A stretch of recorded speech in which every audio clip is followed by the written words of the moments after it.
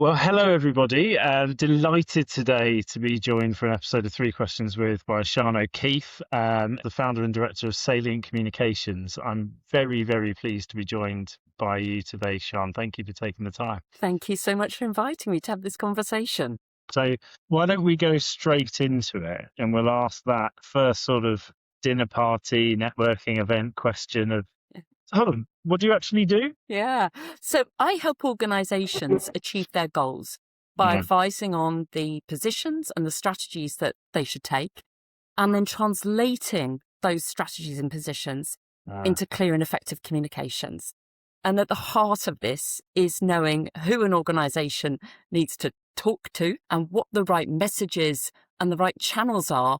Build awareness, engagement, trust, reputation. With my consultancy, that's why I set it up, what I had in mind.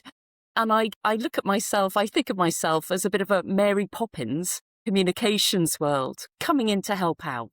yeah, floating in at key moments. You worked in government departments, you worked in Yeah. large organizations and from very different sectors, including Yes. IBM and in different regions of the world as well. Does comms change dramatically? Do the levers that you need to pull change dramatically from place to I place? think it's always the same fundamentals of Mm, what is the ambition of the organization, what's it trying to achieve, yeah, what messages does it need to get across, who's the target audience, what's yeah, the right ways to reach them. Now, there'll be differences within that. There might be cultural differences, there might be tech differences as technology evolves and communications channels evolve, but fundamentally, those key questions remain the same. yeah. And that idea of audience kind of first is so important, right? And Yeah, is the world exactly. evolved. Exactly, because if you don't think about that, you're never going to resonate with the audience. You've got to know that to achieve the cut through. Very easy to just think of ourselves and think we're working with a client at the moment who's got an anniversary coming up next year, and the big challenge is how do you take that and stop it from being just a navel gazing exercise? How do you make it Yeah. meaningful to other audiences? Yes. And that's the thing. Yes, it is. It is finding those hooks. Very much so. Very much so. I think you get to work with different kinds of clients on Uh, different sorts of projects, different kind of remits, and uh, so it's having that different pace and those different elements to consider keeps yeah. things fresh and vibrant. So it's really good, and giving that flexibility as well. I think there is this growing need for that kind of fractional piece as well. It's Yes. not yet. I think lots of organizations don't yet know they need it. So it's almost like creating a marketplace for it is the interesting challenge. But there is a definite, you think about the people we speak to, and every now and again you come across a client and you go, I don't think you need this person full time and permanently. This could be someone Exactly. who comes in and lays the foundations over a couple of years or works closely with the board on a specific issue. I think that's very much it. And it's moving away from that traditional permanent employment, long term, whatever, to giving that flex. And it works well for both sides. Like you say, for an organization, they have someone who comes in for a short stint or however long. And for then the consultant, the fractional person, they get to work with some great companies, great brands, great people, Uh, and get another great experience. Yeah. Well, and you can't have a fractional career if you haven't built a very successful one over a long period of time. So, I mean, on that note, looking Yes. back over the course of your career, is there a piece of advice you'd want to offer your more junior self? Yes, definitely. Our careers, our options, our pathway. I look back at my career and sort of, and when say my younger self, when I was Right. say at school or university, and then those early days, early career stages, and there would be people that I'd ask for advice, Mm, but it was a bit sporadic, and yeah. it was probably when an opportunity had come up and I was getting someone's opinion versus actually being more intentional, being perhaps more forward focused for the long term. And I think through that would have enabled me probably more to pinpoint or generate those really fantastic opportunities as well. Really good point. And I think we're all guilty of only doing that when we need something rather Yeah. as a practice. And we talk to candidates about this all the time. It's if you're looking for work, use the network as a way of embedding a behavior that you're going to then carry through when you're in work as well, and nurturing the network both people that might mentor you, and peers, and people that you might indeed mentor, but actually spending the time to do it and almost treating it as a part of your business practice is so important.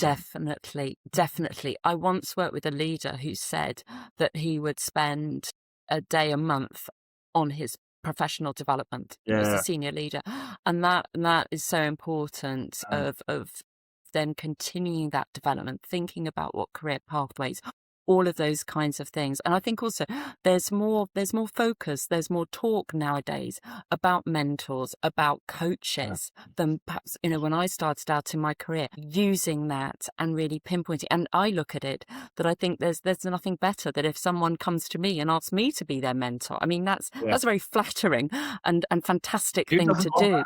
So I think it's a note to all of us to look out for those mentors. I mean, just before we started, we were talking about you getting a group together for the first time in 7 years in person, and how valuable that was in terms of leadership group. Do you think it's harder for people now with that? Do you think that COVID has almost created this space where people are maybe a little bit scared to ask senior people for advice and to kind of lean on them in that way? Barriers of diary management, of trying to meet up in person, or people being in the same city or the same location, that they are things that can be done over Teams, over Zoom. And I think it is something that's really talked about. And also, as you say, also the reverse mentoring as well, that's become really common practice, which again, a couple of decades ago wasn't something that was talked about or known about, I think, so much. That's a really good point. And I think in particular when you're in a world that, I mean, the pace of change in corporate affairs because of technology has only been accelerated in the last, 18 months, 2 years with the rise of AI. Actually, being able to tap into the knowledge of people who have kind of grown up around stuff like this is hugely valuable, and it definitely works both ways, doesn't it? Yes, it does. It's really good. And have you also had periods in your career where you've had coaching as well as working with mentors? I worked at Mars for many years. Mars is very supportive of coaches, and that really helped me in my role. It's a great place to enable to brainstorm something with a coach, discuss different situations, different things that one might be working on. And I found it hugely beneficial, and it's something which I would recommend to people at all levels of their careers. Again, not just waiting to get to a leadership position, but early on as well, because sometimes working with coaches, we can address things which might be inherent to us, which are formed behaviours or perceptions that date long back. And actually getting in there and talking with a coach can be fantastic. Well, it's that kind of piece around knowing yourself as well, isn't it? And not all behaviours that you might feel are negative behaviours have to manifest in that way, right? If you know them and you can recognise them and deal with them through coaching, then it gives you the tools to be able to almost harness those things that you might see as weaknesses in a positive way. Yeah, absolutely. It is interesting, that bit around not waiting till you're at a senior level, because it does feel coaching is heavily weighted in kind of exec coaching, certainly in terms of that's where the market goes. I suppose it's where the money is, so maybe that's where coaching kind of goes and where people see they want their careers going. But the value in coaching people as they're coming up, particularly when you think about the impact that can have on EDI and can have on building the next leadership group of the future, feels like it should be embedded in every organization. And again, it's looking, the cost-effective ways of doing it, that whether it's online or again a trusted colleague. And also I found that certainly I've had a number of friends who've become coaches, and as part of them getting their certification, they have to do a number of free hours. They look for volunteer coachees. That can be a great way.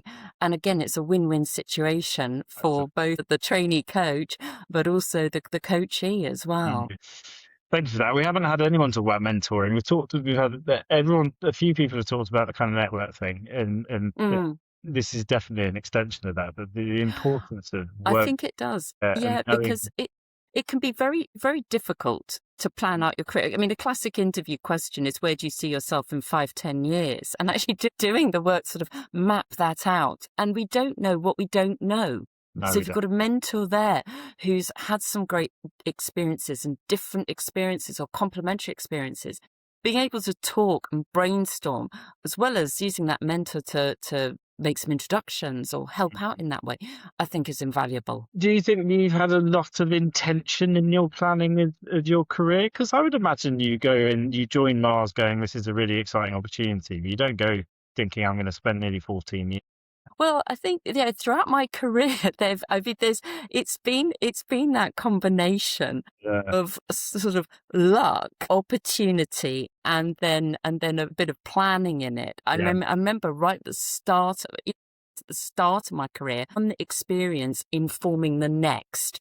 So Hmm. it's probably been that. I was in event management for many years, and then 9/11 hit and I was Okay. made redundant. And I remember thinking, right, I'm going to use this opportunity now to get more into marketing. So Right. there are those sort of pivotal moments in my career where I've thought, okay, I'm going to use this opportunity to get into this space. But it's probably been a bit more short term rather than thinking about the overall. I think that's really important. This recognition of the fact that, yeah, there is a bit of luck, and actually sometimes maybe overthinking things isn't always Yeah. the right way to go. Indeed, indeed. And also you've got to take account of the world around changing and jobs changing.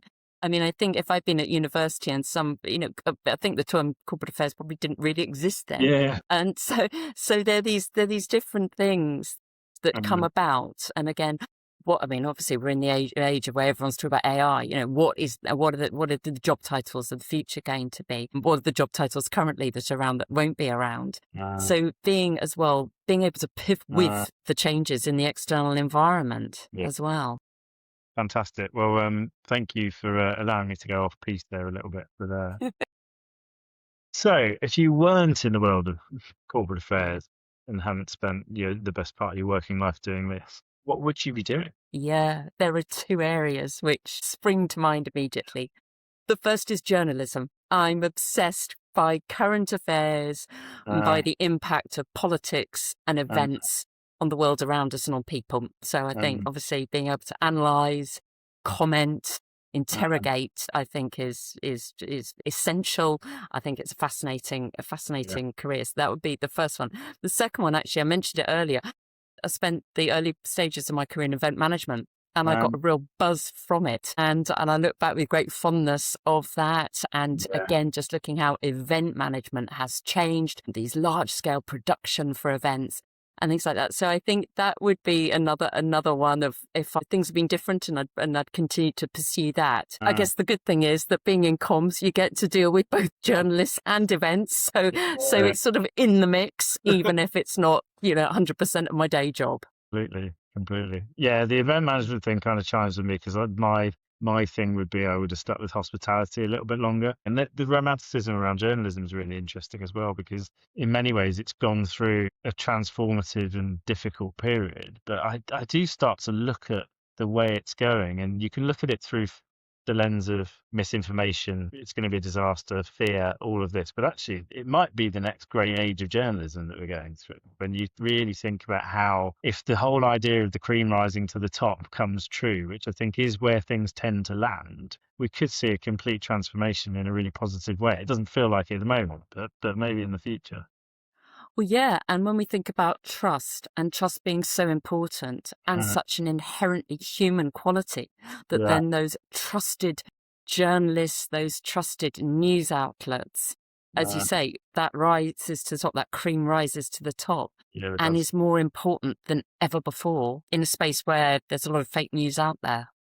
And I think we're seeing in, global events at the moment that at a certain point, even your most fervent supporters will see through the nonsense to the reality of what's Yes. actually going on. And I think certain people, we won't name them here, but are finding that out now at the moment. Yeah. So fantastic. Thank you so much for your time. That was a really enjoyable conversation. And yeah, really, really useful advice, particularly around that mentoring piece. I think people forget to just be proactive and keep practicing that sort of behavior when you don't necessarily feel you need it. And so yeah, thank you. Thank you, James. It's been brilliant to talk. Pleasure. Cheers.